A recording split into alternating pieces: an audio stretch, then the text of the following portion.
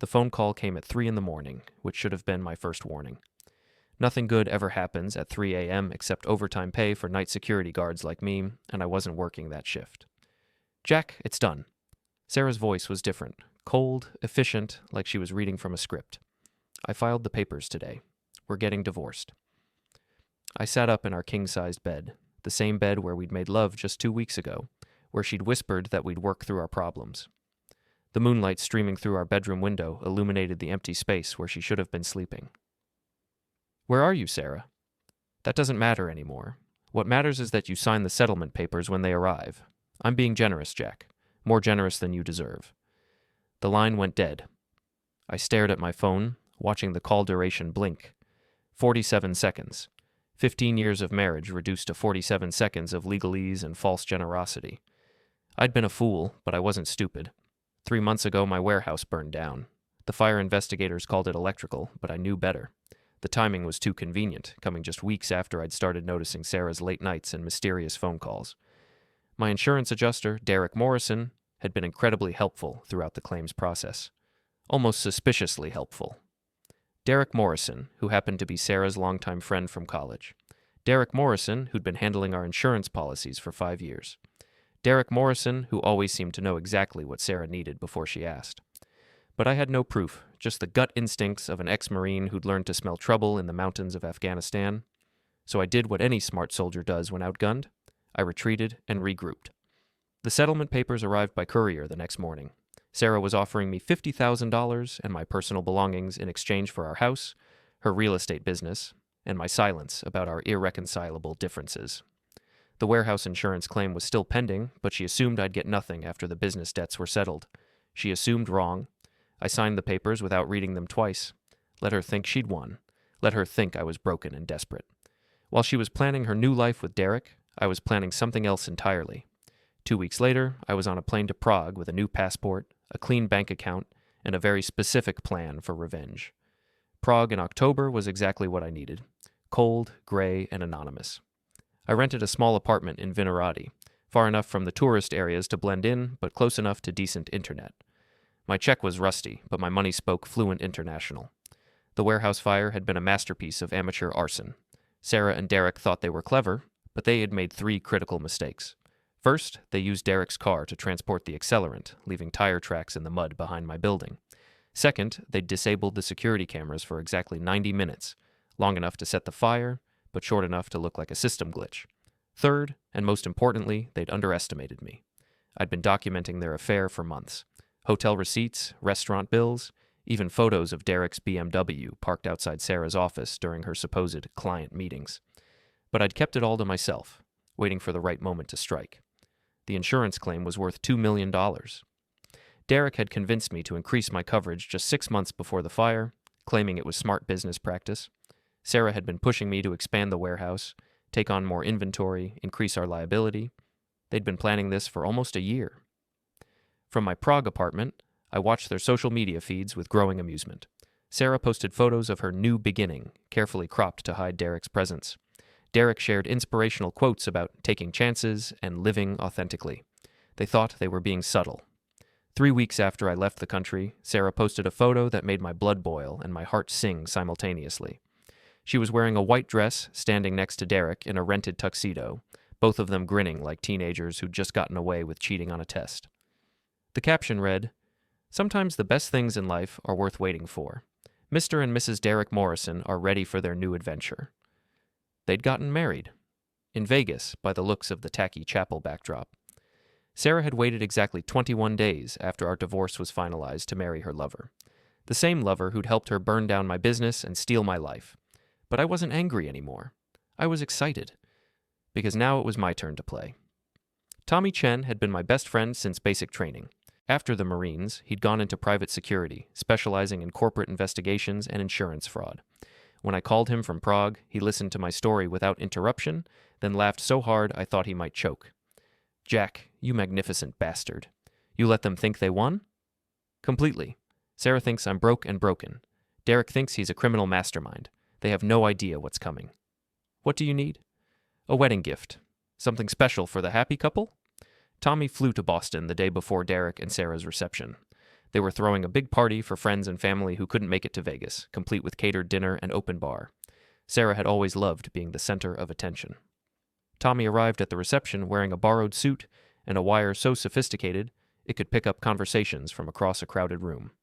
He introduced himself as my old military buddy, expressing regret that I couldn't attend due to my overseas business opportunities. Sarah's smile faltered when Tommy mentioned my name, but she recovered quickly. Derek was less subtle, immediately asking pointed questions about my whereabouts and financial situation. Tommy played dumb, just another jarhead who'd lost touch with his friend after the divorce. The reception was everything Sarah had ever wanted. Elegant, expensive, and entirely fraudulent. She wore a designer dress that cost more than most people's cars, while Derek held court near the bar, regaling guests with stories about his successful insurance business. Tommy positioned himself near the head table, nursing a beer and making small talk with other guests. He was particularly chatty with Sarah's sister Jennifer, who'd never liked me and was thrilled to share her theories about why our marriage had failed. "Sarah's so much happier now," Jennifer confided, her voice carrying clearly to Tommy's hidden microphone. "She was wasted on Jack. He never understood her ambition." "What about his business?" Tommy asked innocently. "That warehouse fire must have been devastating." Jennifer's expression grew sly. "Between you and me, that fire was the best thing that ever happened to Sarah. Finally gave her the excuse she needed to leave him." "Excuse? Oh, come on. Everyone knows Jack was going bankrupt. The fire was probably insurance fraud. Sarah's lucky she got out when she did, before the investigators started asking questions."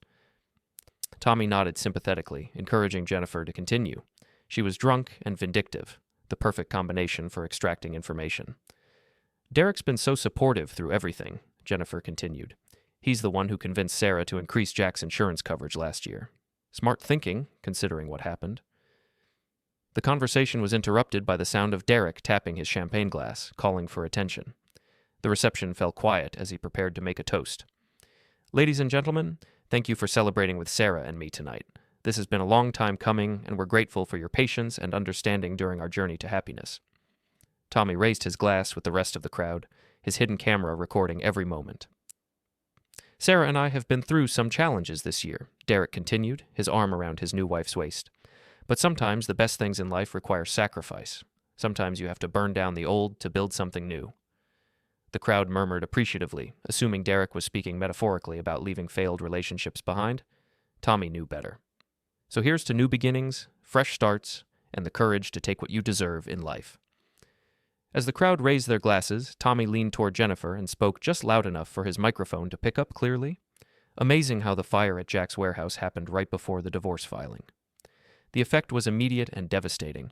Sarah's champagne glass slipped from her fingers, shattering against the marble floor of the country club. The sound cut through the applause like a gunshot, drawing every eye in the room to the bride's suddenly pale face. "What did you just say?" she whispered, her voice barely audible over the murmur of confused guests.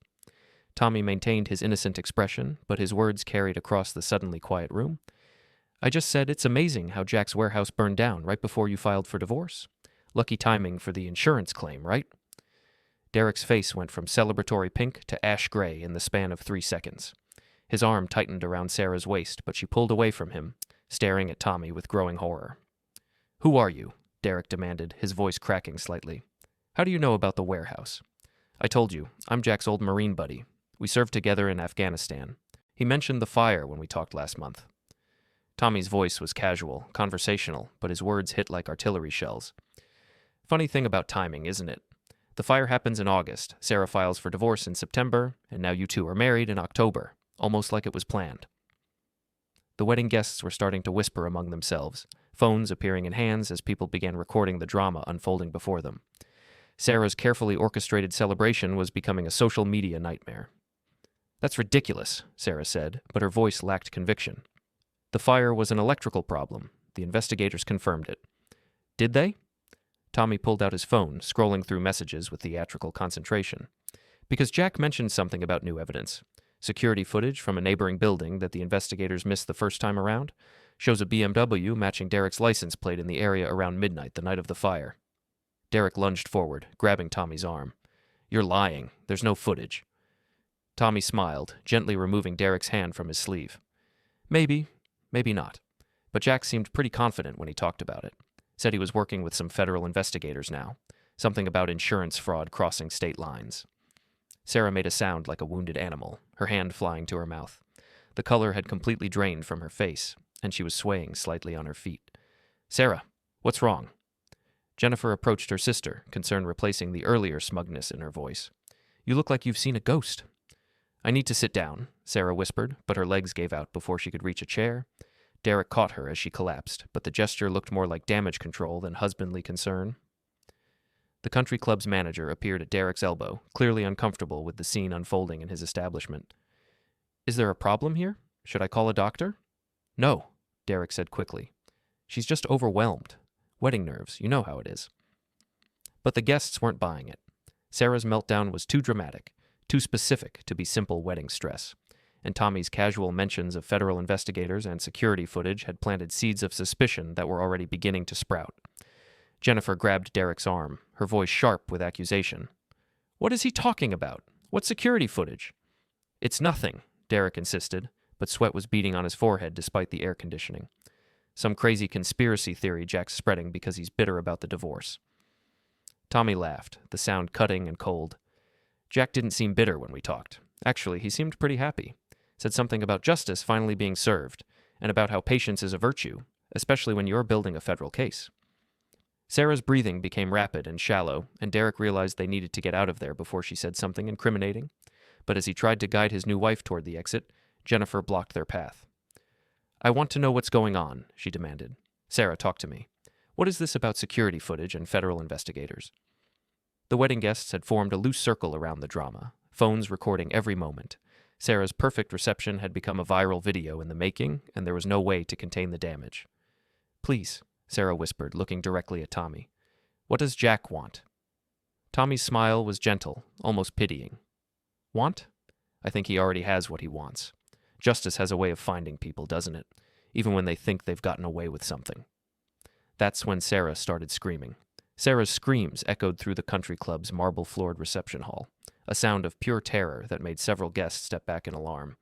Derek tried to calm her, but she pushed him away with surprising force. You said there was no evidence, she shrieked, her carefully applied makeup running in black streaks down her cheeks. You said the cameras were disabled. You said no one would ever know. The silence that followed her outburst was deafening. 100 wedding guests stood frozen, phones recording as the bride confessed to a room full of witnesses. Derek's face went from pale to furious in an instant. Sarah, shut up, right now. But Sarah was beyond rational thought. The stress of maintaining her lies, combined with the shock of Tommy's revelations, had shattered her composure completely. I can't go to prison, Derek. I won't survive prison. You said this was foolproof. You said Jack would never figure it out. Tommy continued recording with his hidden camera, but now he didn't need to be subtle. Half the room was openly filming the meltdown with their phones. Sarah's confession was being captured from multiple angles, uploaded to social media in real time. Jennifer grabbed her sister's shoulders, shaking her roughly. Sarah, what are you talking about? What cameras? What evidence? Sarah looked around the room with wild eyes, finally understanding that she'd just destroyed herself in front of everyone she knew. I didn't mean... We never meant for anyone to get hurt. The only person who got hurt was Jack, Tommy said quietly, his voice carrying clearly in the stunned silence. Lost his business, his marriage, his home, all so you two could cash in on a $2 million insurance policy. Derek made one last desperate attempt to control the situation. Yes, everyone needs to stop recording. This is a private family matter. Sarah's having a breakdown because of the stress. The stress of being a federal fugitive? Tommy interrupted. Because that's what you both are now. Insurance fraud across state lines is a federal crime. So is arson. Jack's been working with the FBI for months, building a case against you. Sarah collapsed into a chair, her white dress spread around her like a deflated parachute. Months? She whispered. He's known for months? He suspected from the beginning, Tommy confirmed. But Jack's a patient man. He wanted to make sure he had enough evidence to put you both away for a long time. Turns out he didn't need to work that hard. You just confessed to a room full of witnesses. Derek's phone buzzed with an incoming call. He glanced at the screen and his face went white. It's my lawyer. Better answer it, Tommy suggested. Something tells me you're going to need legal representation very soon. As Derek stepped away to take the call, Jennifer turned on her sister with fury. You burned down Jack's warehouse. You committed arson and insurance fraud. It wasn't supposed to happen like this, Sarah sobbed. Derek said it would be simple. Set a small fire, collect the insurance money, start fresh. Jack was never supposed to find out. But he did find out, Tommy said. And now he's living comfortably in Europe while you're about to face federal charges. Funny how justice works out sometimes. Derek returned from his phone call, his face grim. We need to leave, now. Why? Jennifer demanded.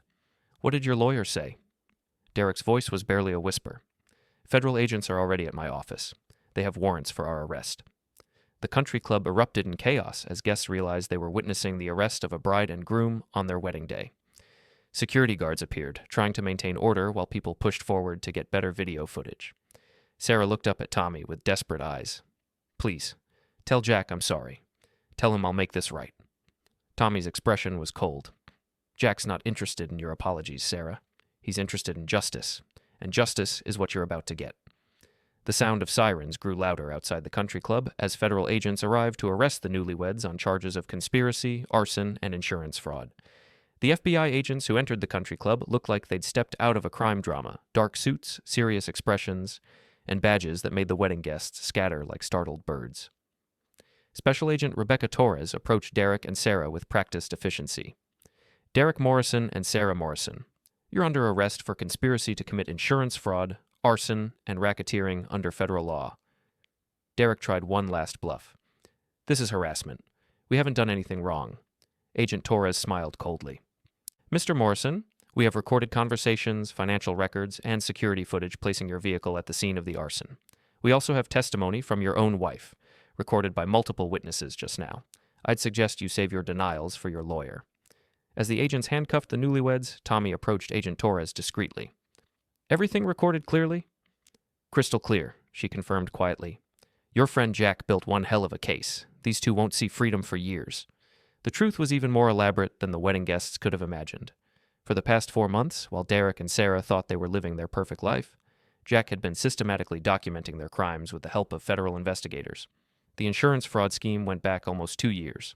Derek had been gradually increasing coverage on Jack's warehouse while simultaneously documenting fake safety violations that would later support an accidental fire claim. Sarah had been feeding Derek inside information about Jack's business finances, helping him time the arson for maximum payout, but their biggest mistake was underestimating Jack's intelligence and patience. Jack had served 2 tours in Afghanistan as a military intelligence specialist. When he returned home, he'd used his skills to build a successful import business, carefully documenting every transaction and maintaining meticulous records. Those same skills that made him successful in business also made him dangerous when betrayed. The first red flag was Derek's sudden interest in increasing insurance coverage. Jack had been suspicious but played along, secretly recording their conversations and saving every email. When Derek suggested specific security camera upgrades that would create convenient blind spots, Jack knew he was being set up. Instead of confronting them, Jack had contacted the FBI's Insurance Fraud Division. Agent Torres had been investigating Derek for months based on suspicious claims patterns, but she'd needed concrete evidence of criminal activity. Jack provided the perfect opportunity for a controlled investigation. The night of the warehouse fire, Jack had been in a hotel room 3 blocks away, establishing an ironclad alibi while federal agents recorded Derek and Sarah's every move. Hidden cameras that Derek thought he'd disabled were actually decoys. The real surveillance equipment was hidden in locations only Jack and the FBI knew about. The footage was damning. Derek arriving at 11:47 p.m. in his BMW. Sarah following in her Mercedes 15 minutes later. Both of them carrying containers of accelerant into the warehouse through the back entrance. Derek disabling the decoy cameras while Sarah spread gasoline throughout the building. The actual fire starting at 12:23 a.m., exactly as the federal agents had predicted, but Jack's masterstroke was the financial evidence. While Derek and Sarah thought they were being clever by using cash for their affair and arson supplies, Jack had been tracking their movements through credit card records, ATM withdrawals, and cell phone data. Every hotel room, every hardware store visit, every gallon of gasoline was documented and cross-referenced. The FBI had enough evidence to convict them both on multiple federal charges, but Jack had wanted something more personal. He'd wanted them to destroy themselves publicly, to confess their crimes in front of everyone they knew. Tommy's appearance at the wedding reception had been the final piece of Jack's revenge puzzle. As the agents led Derek and Sarah away in handcuffs, their wedding guests recording every moment for social media posterity, Tommy made one final call to Prague. It's done, Jack. They're both in custody, and Sarah confessed everything in front of 100 witnesses.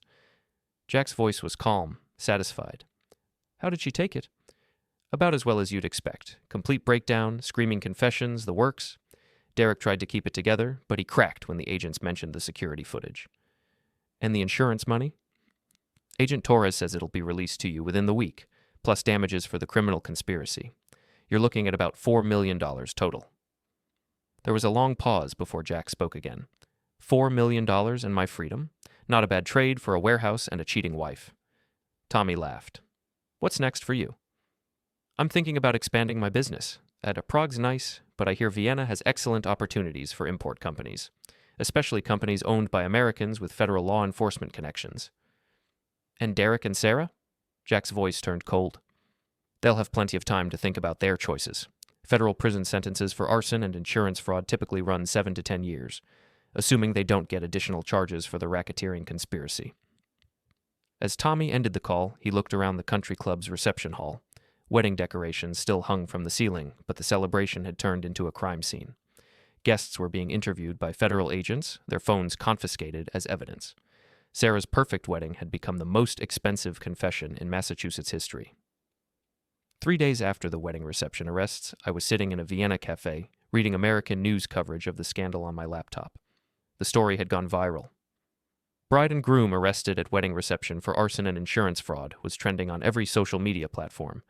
The videos from the reception were devastating. Sarah's breakdown, her screaming confessions, Derek's desperate attempts to silence her.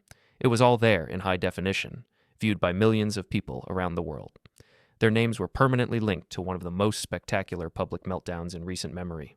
But the media attention was just the beginning of their problems. My divorce lawyer, Patricia Williams, called with updates that made my morning coffee taste even better. Jack, I have some interesting news about your divorce settlement. I'm listening. Sarah's criminal charges have invalidated several key provisions of your agreement. The fraud discovery clause specifically voids any settlement where one party obtained advantage through criminal activity. I'd insisted on including that clause during our divorce negotiations, claiming it was standard language to protect against hidden assets. Sarah's lawyer had agreed without reading it carefully, assuming it would never be relevant. They were wrong. What does that mean practically? I asked, though I already knew the answer. It means Sarah's entitled to nothing from your marriage. The house, her business, even her personal property purchased with funds from the insurance fraud, it's all subject to forfeiture. Plus, she owes you restitution for the warehouse and punitive damages for the conspiracy. The irony was perfect. Sarah had rushed into marriage with Derek thinking she'd secured her financial future by stealing mine. Instead, her hasty wedding had created additional evidence of their conspiracy while simultaneously voiding her legal protections from our divorce. There's more, Patricia continued. Derek's insurance license has been revoked, and his business assets are frozen pending the criminal trial. The State Insurance Commission is also investigating every claim he's handled for the past 5 years. How many other victims? At least 12 that they've identified so far. Your case was just the most elaborate. Derek's been running insurance scams for years, but he got greedy with your warehouse. Derek Morrison, the successful businessman who'd stolen my wife and burned down my livelihood, was about to discover that federal prison doesn't care about your previous social status. His luxury car dealership was being seized as evidence, his bank accounts frozen, his country club membership revoked. But Sarah's situation was even worse. Her real estate business had been built on loans secured by our house and my warehouse insurance policy. With the fraud discovery, those loans were being called in immediately. She owed nearly $300,000 to various creditors, and her only assets were either seized by the federal government or claimed by me through the divorce invalidation. She's going to prison broke, Patricia explained with obvious satisfaction. And when she gets out, she'll still owe restitution to you and the other victims. My phone buzzed with a text message from Tommy. Sarah's lawyer wants to negotiate. She's offering to testify against Derek in exchange for a plea deal.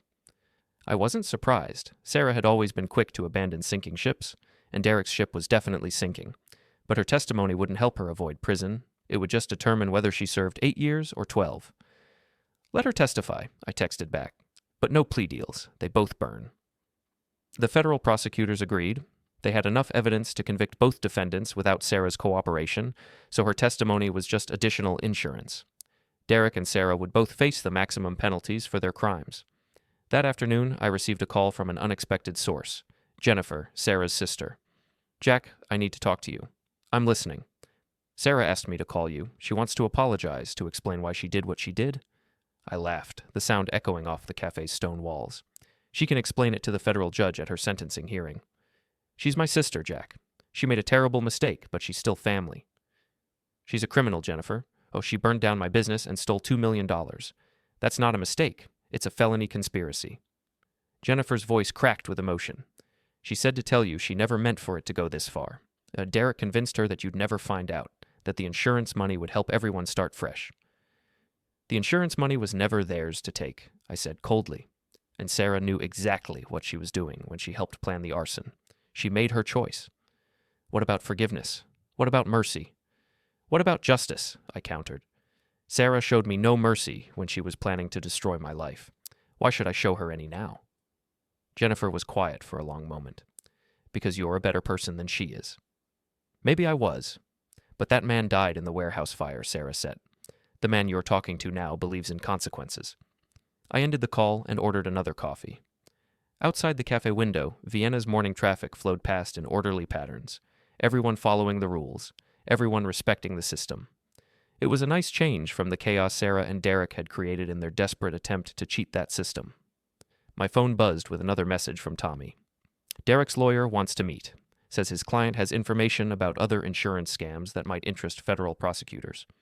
I smiled and typed back, Tell Derek that snitching won't save him. He's going to prison either way. Some people never learn that actions have consequences.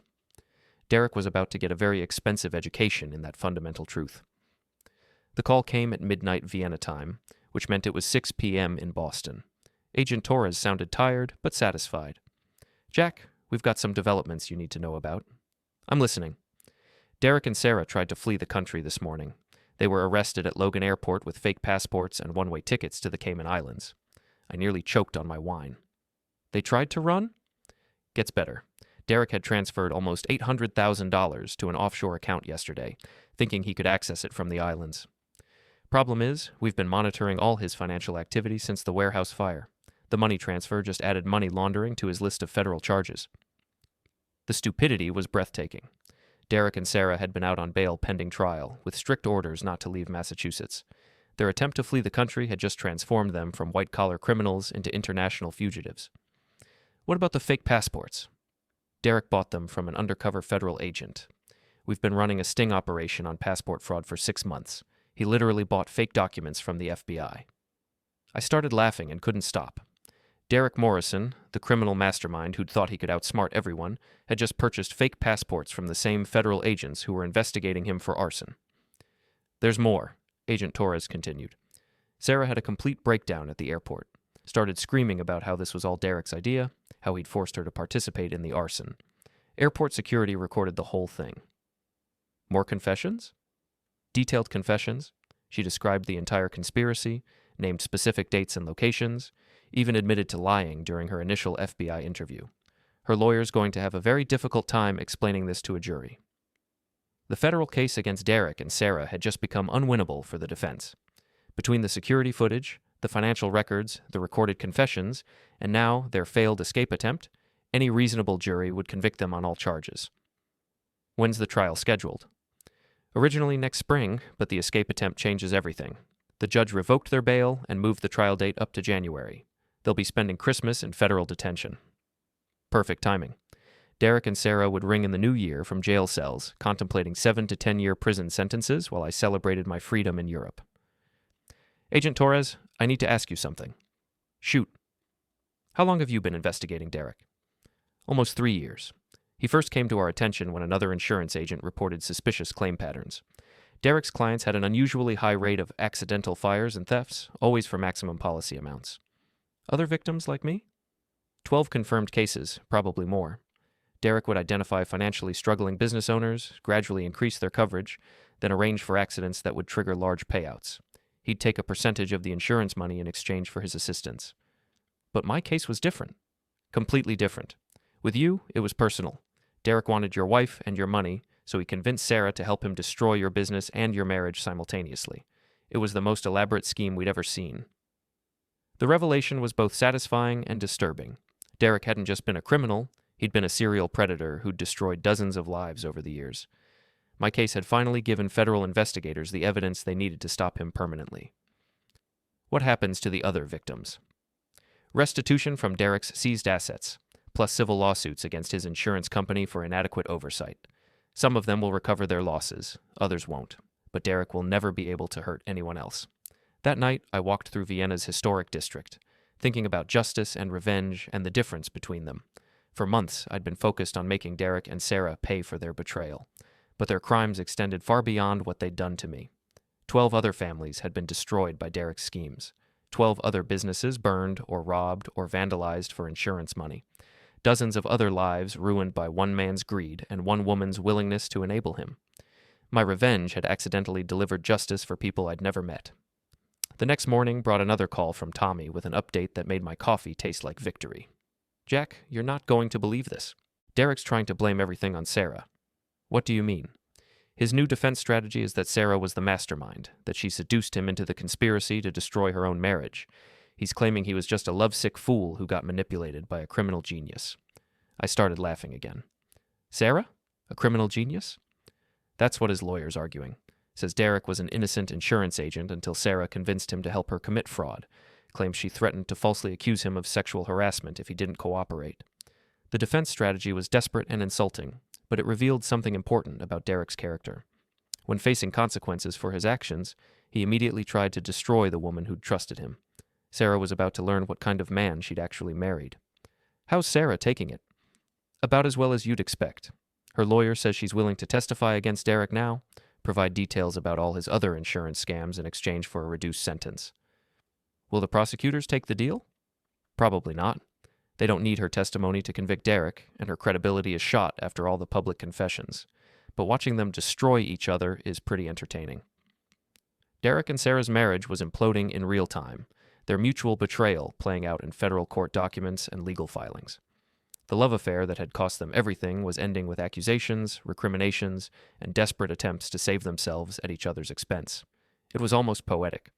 The federal courthouse in Boston looked like a fortress, all granite and steel designed to intimidate criminals and reassure citizens that justice was both blind and heavily armed. I'd flown back from Vienna specifically to attend Derek and Sarah's trial, and I wasn't disappointed. The prosecution's opening statement was devastating. Assistant U.S. Attorney Michael Chen laid out the conspiracy in methodical detail. The gradual insurance coverage increases, the staged safety violations, the carefully planned arson, and the attempted cover-up. The jury listened with growing horror as Chen described how Derek and Sarah had systematically destroyed my business and marriage for financial gain. "Ladies and gentlemen, this case is about greed, betrayal, and the arrogance of two people who thought they were smarter than the law," Chen told the 12 jurors. "The defendants didn't just commit arson and insurance fraud, they destroyed a man's entire life for money." Derek's lawyer tried to paint his client as a victim of Sarah's manipulation, but the argument fell apart when prosecutors played the airport security footage of Derek screaming at Sarah to, "Shut up, before you get us both life sentences." The jury watched Derek Morrison, supposed victim of manipulation, threatening his own wife to keep her from confessing their crimes. Sarah's defense was even weaker. Her lawyer claimed she'd been coerced by Derek's threats and promises, but the hotel receipts and restaurant bills told a different story.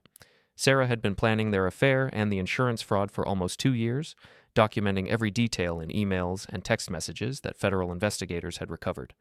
But the trial's most dramatic moment came when Derek took the witness stand in his own defense. Under cross-examination, Prosecutor Chen methodically destroyed Derek's credibility with surgical precision. "Mr. Morrison, you testified that Mrs. Morrison forced you to participate in the arson conspiracy. Is that correct?" "Yes. She threatened to destroy my business if I didn't help her." "But you were having an affair with Mrs. Morrison for 18 months before the arson, weren't you?" That's not relevant to the charges." "It's relevant to your credibility, Mr. Morrison. You were willing to lie to Mr. Patterson about your relationship with his wife for 18 months, weren't you?" Derek's face flushed red. "That was different." "Different how? You lied to a man who trusted you, took his money for insurance premiums, and slept with his wife. But we're supposed to believe you're telling the truth now?" I never meant for anyone to get hurt." Chen smiled coldly. "Mr. Morrison, did you or did you not purchase accelerant from 3 different hardware stores in the weeks before the warehouse fire?" Sarah told me to buy those supplies." "Did Sarah force you to use cash for those purchases to avoid creating a paper trail?" "She suggested it would be safer." "Safer for whom, Mr. Morrison?" "Safer for the conspiracy you were both planning." Derek's lawyer objected, but the damage was done. Derek had just admitted to purchasing arson supplies and deliberately concealing the transactions. His testimony was becoming a detailed confession. Chen continued his assault. Mr. Morrison, you testified that you were coerced into this conspiracy, but you also admitted to running similar insurance scams against 12 other victims over the past 3 years. Was Mrs. Morrison coercing you during those crimes as well? Those cases are different. Different how? You identified financially vulnerable business owners, increased their insurance coverage, and then arranged for accidents that would trigger large payouts. Isn't that exactly what you did to Mr. Patterson? Derek looked around the courtroom desperately, realizing his defense strategy was collapsing. I want to change my plea. I'm sorry, Mr. Morrison, but that's not how this works. You chose to testify in your own defense. Please answer the question. I invoke my Fifth Amendment right against self-incrimination.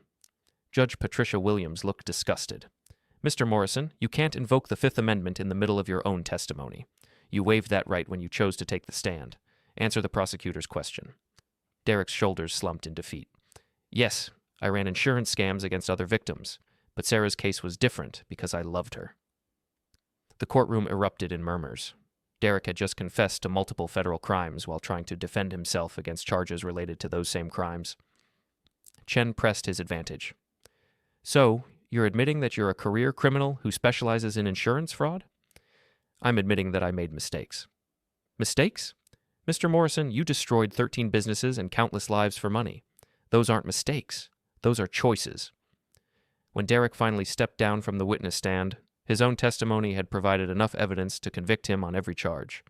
His lawyer looked like he wanted to disappear. Sarah's testimony the next day was equally self-destructive. She tried to portray herself as Derek's victim, but prosecutors played recordings of her planning sessions where she had suggested specific details for the arson and cover-up. That's my voice, Sarah admitted when confronted with a recording of her telling Derek to make sure the fire looks electrical, not chemical. And whose idea was it to increase your husband's insurance coverage 6 months before the fire? Mine, but Derek said it was smart business practice. Mrs. Morrison, did you or did you not tell Derek that your husband kept detailed financial records that would need to be destroyed in the fire? Sarah's voice was barely a whisper. Yes. And did you or did you not provide Derek with your husband's warehouse security codes so he could disable the alarm system? Yes. Mrs. Morrison, does this sound like the behavior of a victim or the behavior of a co-conspirator? Sarah broke down crying, but her tears couldn't undo her recorded confessions or explain away the overwhelming evidence of her guilt. The jury deliberated for less than 3 hours before returning guilty verdicts on all charges for both defendants. As the bailiffs led Derek and Sarah away in handcuffs, they refused to look at each other. Their marriage, their conspiracy, and their freedom had all ended in the same federal courtroom where they'd tried to blame each other for their crimes. Justice, it turned out, had a sense of irony. 6 months later, I was back in Vienna, running my new import business and enjoying the kind of peace that comes from watching your enemies destroy themselves. The insurance settlement had been generous, $4.2 million, plus punitive damages and legal fees. Derek and Sarah's criminal trial had made international news, turning them into cautionary tales about greed and betrayal. But their story wasn't over yet. Tommy called me on a Tuesday morning with news that made me spit out my coffee. Jack, you're going to love this. Derek and Sarah just got arrested again. What? They're already in federal prison. Not anymore. Sarah got early release for cooperating with federal investigators on Derek's other insurance scams. She served 18 months and got out last week. And Derek. Released yesterday after serving 2 years of his 7-year sentence. Apparently his testimony helped convict his former business partners in a separate fraud case. I couldn't believe what I was hearing. They're both free? We're free. Past tense. They got arrested at JFK Airport 3 hours ago, trying to board a flight to Switzerland. The irony was perfect. Derek and Sarah had learned nothing from their previous attempt to flee the country. They'd been released from federal prison and immediately tried to run away again. What were the charges this time? Violation of parole, conspiracy to flee prosecution, and, this is the best part, identity theft. They were traveling with fake passports again, but this time they stole the identities from other federal prisoners. I started laughing so hard that other cafe patrons turned to stare. Derek and Sarah had committed new federal crimes within hours of being released from federal prison for committing federal crimes. There's more, Tommy continued. Guess where they got the money for the fake passports and plane tickets? I'm afraid to ask. Sarah's been running a romance scam from prison, catfishing lonely men on dating websites and convincing them to send her money. She bilked some poor guy in Ohio out of $40,000 while serving time for fraud. The revelation was stunning. Sarah had been released from federal prison for insurance fraud and had immediately committed wire fraud, identity theft, and interstate conspiracy. She'd learned nothing from her previous conviction except how to be a more sophisticated criminal. What about Derek? Derek's been running a fake charity from his halfway house, claiming to help other ex-convicts reintegrate into society. He raised almost $60,000 from churches and community groups, then spent it all on fake documents and escape plans. Derek Morrison, the man who destroyed my life for money, had been released from prison and immediately started stealing from churches and charities. His greed was apparently incurable. So they're both going back to prison? For a very long time. Parole violations plus new federal charges means they'll serve their original sentences plus additional time for the new crimes. Derek's looking at 12 to 15 years total. Sarah's looking at 10 to 12. Agent Torres called me later that day with additional details that made the story even more satisfying. Jack, I wanted you to know that Derek and Sarah's latest arrests have triggered a federal investigation into prison rehabilitation programs. Turns out they're not the only federal inmates who've been released early only to commit new crimes immediately. How many others? At least 30 cases in the past 2 years. The early release program is being suspended pending a complete review. Derek and Sarah's stupidity had accidentally exposed flaws in the federal prison system that were allowing dangerous criminals to be released prematurely. Their personal greed had led to systemic reforms that would protect future victims. There's something else you should know, Agent Torres continued. Sarah's romance scam victim in Ohio, he's filed a civil lawsuit against her for emotional distress and financial damages. She's going to be paying restitution to multiple victims for the rest of her life. And Derek's charity fraud? The churches and community groups are pursuing both criminal charges and civil litigation. Derek will never be able to work in any position involving financial responsibility again.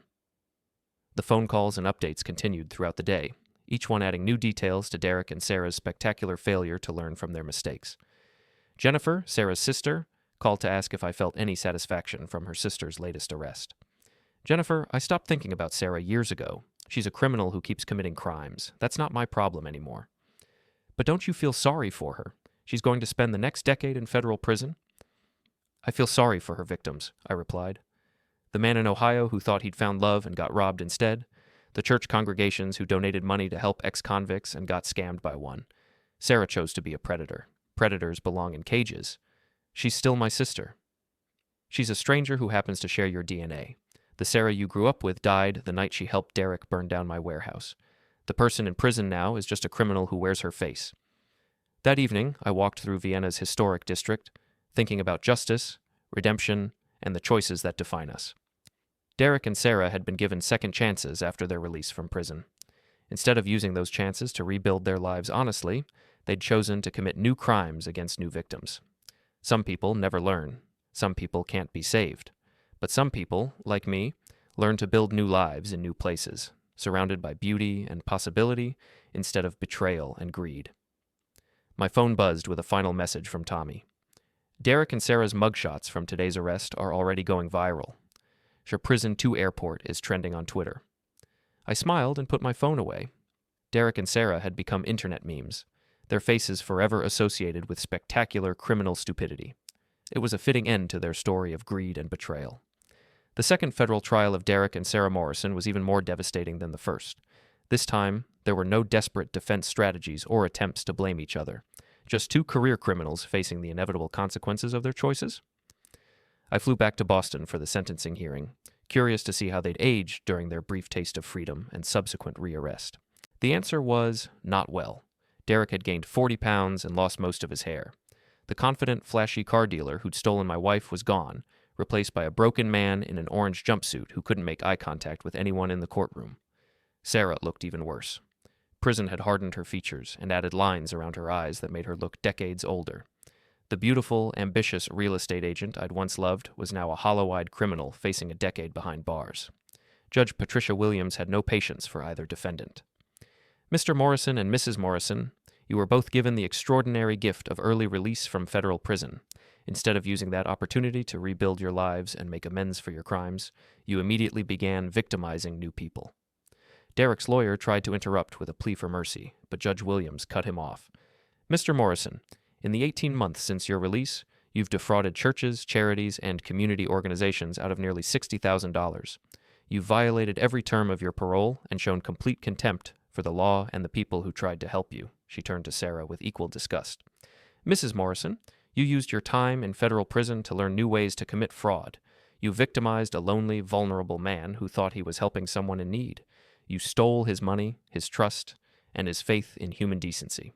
The romance scam victim, a retired teacher named Robert Chen from Columbus, Ohio, had flown to Boston specifically to address Sarah during the sentencing hearing. Your Honor, I'd like to tell Mrs. Morrison how her crimes affected me. Judge Williams nodded. Proceed, Mr. Chen. Robert Chen was a dignified man in his 70s, wearing a suit that had seen better days. He looked directly at Sarah as he spoke, his voice steady despite the obvious pain in his words. Mrs. Morrison, for 6 months, I believed I was helping someone I cared about. You told me you were trying to rebuild your life after making mistakes. You said you needed money for job training, for housing, for medical bills. I sent you my savings because I thought I was helping someone become a better person. Sarah stared at the floor, unable to meet his eyes.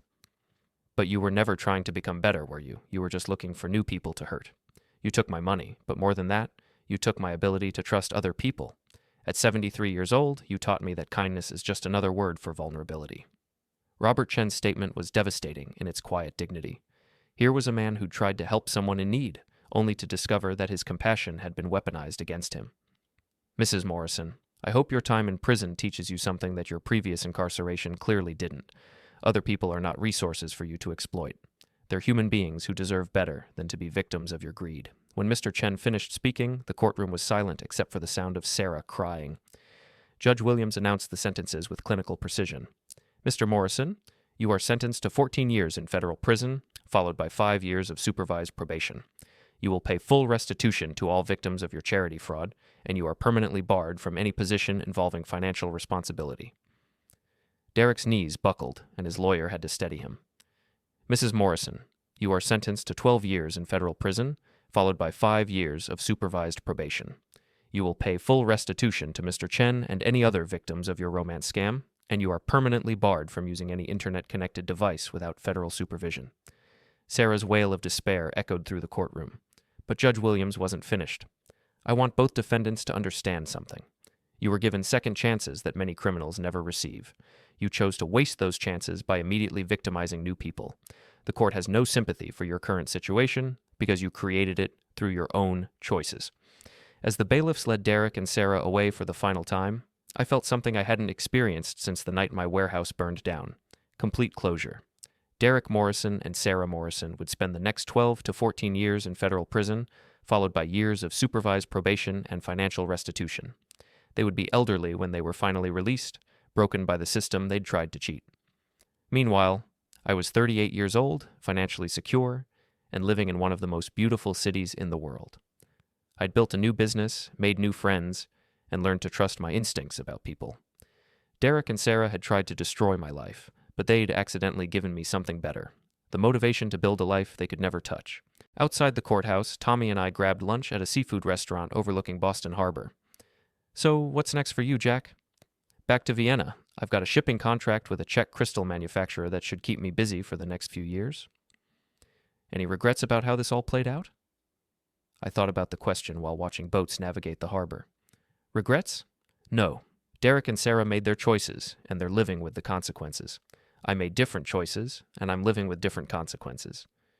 You could have just divorced Sarah and moved on. Why go to all the trouble of building a federal case against them? Because they didn't just hurt me, Tommy. They hurt 12 other families before me, and they would have hurt more if they hadn't been stopped. Sometimes justice requires more than just walking away. Tommy raised his beer in a toast. To justice, then. To justice, I agreed, and to the beautiful irony of watching criminals destroy themselves. As our plane lifted off from Logan Airport that evening, I looked down at the city where Derek and Sarah were beginning their long sentences. Boston looked peaceful from 30,000 feet, its problems and dramas reduced to tiny lights in the gathering darkness. I opened my laptop and began working on shipping manifests for my next business deal. There was money to be made, contracts to negotiate, and a future to build. Derek and Sarah's future was already decided. Gray walls, orange jumpsuits, and years of regret for choices they could never undo. Mine was just beginning. 5 years later, I was sitting in my Vienna office reviewing quarterly reports for Patterson International Imports when my assistant knocked on the door. Mr. Patterson, there's a call for you from the United States. A woman named Jennifer. I hadn't spoken to Sarah's sister since the day of the federal sentencing hearing. Her call could only mean one thing. Sarah was getting out of prison. Jack, I hope you don't mind me calling. What do you need, Jennifer? Sarah's being released next month. She's served 7 years of her 12-year sentence, and she's eligible for supervised release due to good behavior and participation in rehabilitation programs. 7 years. It felt like a lifetime and an instant simultaneously. What does that have to do with me? She wants to apologize to you in person. She's been working with a therapist in prison, and she says she needs to make amends to the people she hurt. I laughed, but there was no humor in it. Jennifer, Sarah had her chance to apologize 7 years ago. She chose to commit new crimes instead. She's different now, Jack. Prison changed her. Prison changed her the first time, too. Remember how that worked out? Jennifer was quiet for a moment. She knows she can never undo what she did to you, but she wants you to know that she understands now how much pain she caused. Good for her. Understanding consequences is usually the first step toward becoming a functional adult. Will you see her, just once? I looked out my office window at the Vienna skyline, thinking about the life I'd built since Derek and Sarah had tried to destroy me. Patterson International Imports now employed 47 people across 3 countries. We'd won contracts with major European manufacturers and established partnerships throughout Eastern Europe. My personal net worth was approaching 8 figures. Derek and Sarah's betrayal had accidentally given me the motivation to build an empire. No, Jennifer, I won't see her. Sarah's apologies are for her benefit, not mine. I don't need them. But don't you want closure? I had closure 7 years ago when federal agents arrested her at the airport. Everything since then has just been watching justice run its course. After ending the call, I pulled up news articles about Derek and Sarah's current situation. Derek was still serving his 14-year sentence at a federal facility in Pennsylvania. According to prison records, he'd been denied parole twice for failing to complete required rehabilitation programs. Sarah's early release was contingent on strict supervision, including electronic monitoring, mandatory therapy sessions, and prohibition from using computers or the internet without federal oversight. She would be living in a halfway house in Boston, working minimum wage jobs, and paying restitution to her victims for the foreseeable future. The contrast between our current situations was stark. While Sarah was preparing to leave federal prison for a supervised halfway house, I was preparing to close a $10 million deal with a German automotive parts manufacturer. Tommy called that afternoon with additional details about Sarah's release. Jack, I thought you should know that Sarah's parole conditions are pretty restrictive. She can't leave Massachusetts without permission, can't contact any of her victims, and has to report to a federal probation officer twice a week. What about Derek? Derek's been a model prisoner, according to his file. Teaches literacy classes, works in the prison library, stays out of trouble, but he's also been writing letters to Sarah's victims, claiming he's found religion and wants to make amends. Anyone responding to his letters? Robert Chen, the guy Sarah scammed, actually wrote back. Says Derek's apologies seem genuine, but he's not interested in forgiveness. Just wants Derek to serve his full sentence and leave him alone afterward. The victim impact statements from Derek and Sarah's trials had been heartbreaking. 12 families destroyed by Derek's insurance scams, plus Robert Chen and the churches victimized by their post-prison crimes. Dozens of lives disrupted by 2 people's greed and selfishness. Tommy, do you ever wonder if they've actually changed? Honestly, I think Sarah might have learned something from 7 years in federal prison. But Derek's a sociopath who's learned to mimic empathy. He'll be dangerous until the day he dies. That evening, I called Agent Torres, who is now running the FBI's white-collar crime division in Boston. Agent Torres, I heard Sarah's getting early release. Next month. She's been a model prisoner, completed every rehabilitation program available, and has a job lined up at a nonprofit organization that helps ex-convicts reintegrate into society. Ironic career choice. Maybe. Or maybe she's genuinely trying to prevent other people from making her mistakes. Time will tell. What's your professional opinion? Has she changed? Agent Torres was quiet for a moment. Jack, I've been investigating white-collar criminals for 15 years. Some people commit crimes because they're desperate or stupid or unlucky. Those people can change, but some people commit crimes because they're fundamentally selfish and entitled. Those people rarely change. They just get better at hiding their true nature. Which category does Sarah fall into? I honestly don't know. She says all the right things in therapy, follows all the prison rules, expresses appropriate remorse for her crimes. But she said all the right things during her marriage to you too, right up until she helped burn down your warehouse. The conversation stayed with me for days. Part of me was curious about whether Sarah had genuinely changed, whether 7 years in federal prison had taught her empathy and accountability, but a larger part of me simply didn't care. Sarah's rehabilitation was her responsibility, not mine. My responsibility was to the business I'd built, the employees who depended on me, and the life I'd created far from the chaos she'd left behind. 3 weeks later, Jennifer called again. "Jack, Sarah's out. She wanted me to give you a message." "I'm listening." "She said to tell you that she knows she doesn't deserve forgiveness, but she's grateful that her crimes led to Derek's other victims getting justice. She said she hopes you're happy, and she's sorry it took her so long to understand what happiness actually means." It was a more mature message than I'd expected from the woman who'd screamed confessions at her own wedding reception. "Jennifer, tell Sarah that I hope she's learned something from her experiences. And tell her that the best apology she can make is to never victimize anyone else again." "I will. And Jack, thank you for not destroying her completely when you had the chance." After ending the call, I returned to my work. There were contracts to review, shipments to coordinate, and profits to be made. Sarah's release from prison was just another news item in a world full of more important concerns. My phone buzzed with a text from Tommy. "Sarah's halfway house is 3 blocks from the courthouse where she was sentenced. Every day she gets to walk past the place where her crimes caught up with her. Seems like appropriate symbolism." I smiled and put my phone away. Sarah would spend the next 5 years walking past daily reminders of her failures, while I would spend those same years building something she could never touch or destroy. Justice, it turned out, had a very long memory and